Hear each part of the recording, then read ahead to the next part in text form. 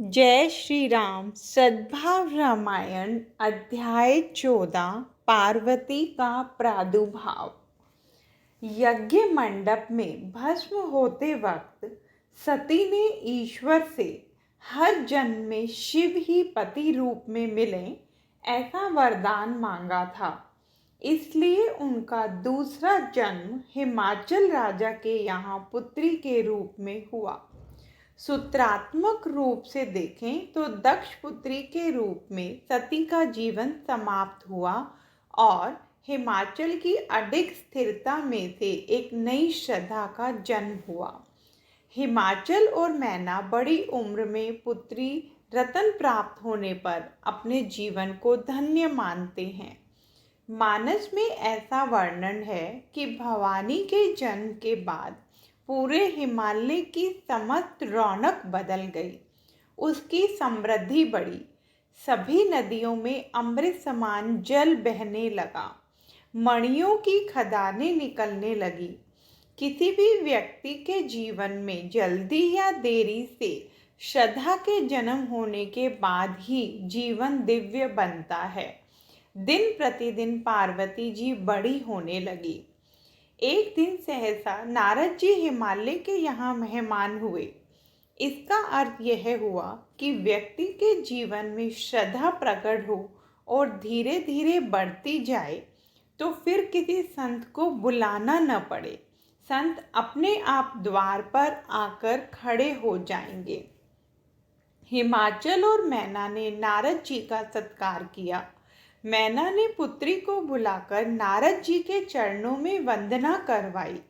नारद जी ने आशीर्वाद दिया। हिमाचल ने हाथ जोड़कर नारद जी से विनती की, बापू जी आप सर्वज्ञ हैं, आपकी गति हर जगह है। मेरे यहाँ बड़ी उम्र में पुत्री का जन्म हुआ है। आप इसका भविष्य बताइए, इसका भविष्य कैसा है। हिमाचल की विनती को मान देकर नारद जी ने भवानी की हस्तरेखा देखी और कहा, हिमाचल आप बड़े भाग्यवान हैं। आपकी पुत्री आपको कीर्ति यश दिलाएगी। इतना ही नहीं, उसका सौभाग्य अखंड रहेगा। दुनिया उसको सती के रूप में पूजेगी। हर तरह से भविष्य परख कर नारद जी ने अंत में कहा, आपकी पुत्री का जीवन दिव्य बनेगा, पर उसके हाथ की एक रेखा ठीक नहीं है। उसे पति कैसा मिलेगा यह सुनिए। हिमाचल ने कहा, महाराज पुत्री को जीवन में पति कैसा मिलेगा यह माता पिता के लिए महत्वपूर्ण होता है। आप जल्दी बताइए, मेरी पुत्री को पति कैसा मिलेगा। नारद जी ने कहा, आपकी पुत्री को ऐसा पति मिलेगा जो अनाथ होगा। उसके माता पिता नहीं होंगे। वह शमशान में भटकता होगा, भस्म लेपन करता होगा। उसका संसार में कोई मित्र नहीं होगा, कोई वैरी नहीं होगा। भिक्षा मांगकर पेट भरता होगा। नारद जी की यह बात सुनकर माता पिता की आंखों में आंसू आ गए।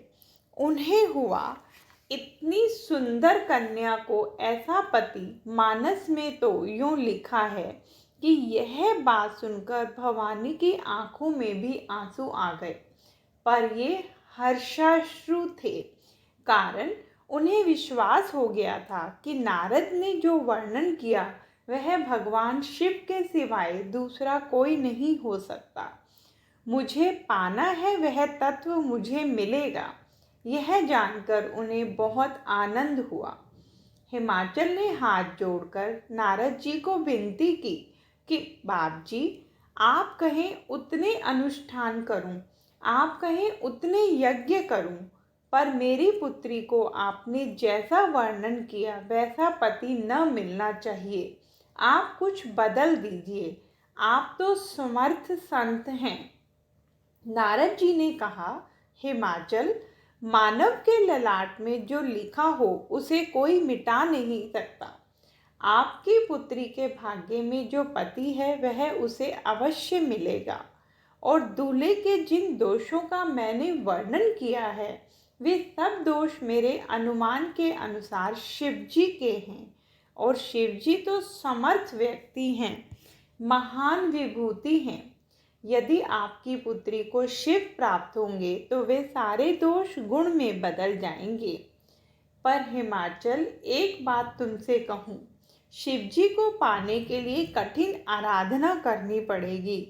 आपकी पुत्री इतनी छोटी उम्र में ही यदि साधना का मार्ग स्वीकार करे तो उसे शिव मिलेंगे और आप धन्य बन जाएंगे।